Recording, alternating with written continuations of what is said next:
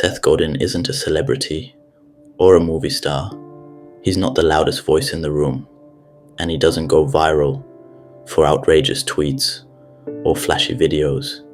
But if you've ever tried to create something, to make art, to start a business, or to speak your truth, there's a good chance his words have found you.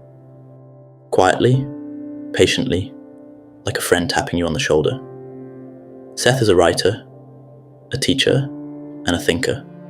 He's written over 20 books, most of them about marketing, leadership, and the way ideas spread. But not the kind of marketing that tricks people. He talks about marketing that matters, the kind that builds trust and helps people see the world differently.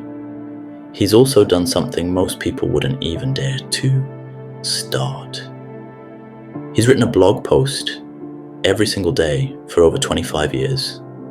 That's more than 10,000 posts. No assistants, no ghostwriters, just him typing something real every day. It's not the number that's impressive, though it's huge. It's the fact that he kept going, not once a week, not when he felt like it, every single day.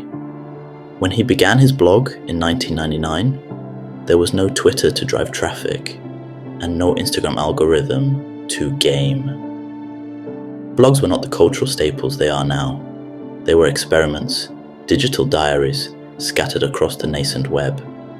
Email newsletters, too, were curiosities at best. Godin wasn't chasing a trend. He was inventing his lane. And while the rest of the marketing world was still shouting through TV screens and billboards, Godin was whispering into inboxes, inviting people into a quieter, more thoughtful conversation. His writing is not flashy. Rarely does it stretch beyond a few hundred words. Often it's just a nudge, a provocation, a small truth rendered visible. But it's the smallness, the digestibility, that makes it potent. You can read it in under 2 minutes, yet feel the ripple hours later. It's the kind of writing that doesn't try to impress.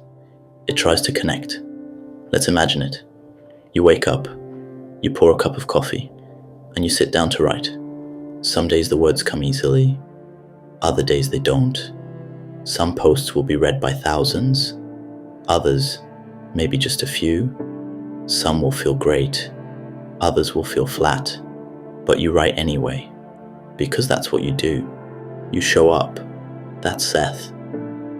He said that he would write the blog even if no one read it, but people do read it. Millions have, over the years. Not because it's loud or polished or perfect, but because it's honest, because it keeps showing up. That kind of daily practice does something. It builds trust with readers, yes, but even more with yourself. It tells your brain, this is who I am now. I'm a person who keeps going. It's like brushing your teeth. You don't do it because you're trying to win an award for clean teeth. You do it because it's a habit, because it keeps you healthy. Writing, creating, and making things, it's the same. You don't do it just for the big days or the applause. You do it because it's your practice. And over time, that practice shapes you. Seth doesn't write long posts. Some are just a few lines, a quick idea, a question, a small reflection, but they carry weight because they come from a place of doing the work, day in and day out. He doesn't wait for the perfect moment or the perfect mood. He just starts typing.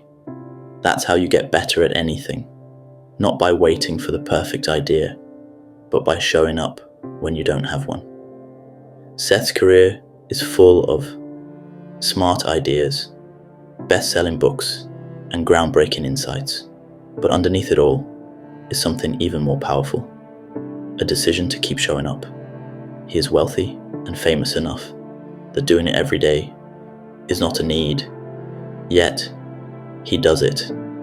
I am at over 400 posts with this newsletter. What I have learnt from Seth is that it's not about being the best right away. It's about starting and starting again. That's how you build a body of work. That's how you earn trust. That's how you change things. Not with a single heroic effort, but with small, consistent steps. Maybe the lesson you can take from Seth Godin is what I have taken and have tried to emulate for years. And that is, you can keep going, even when it's boring, even when no one notices, even when it's hard.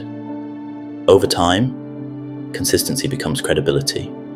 Credibility becomes impact. When you think of starting something and wonder if it's worth starting something, or whether your small efforts matter, think of Seth Godin. Think of the man who sat down to write a short blog post. Not once, not twice, but every day, for almost 3 decades, and then maybe sit down to do your work too.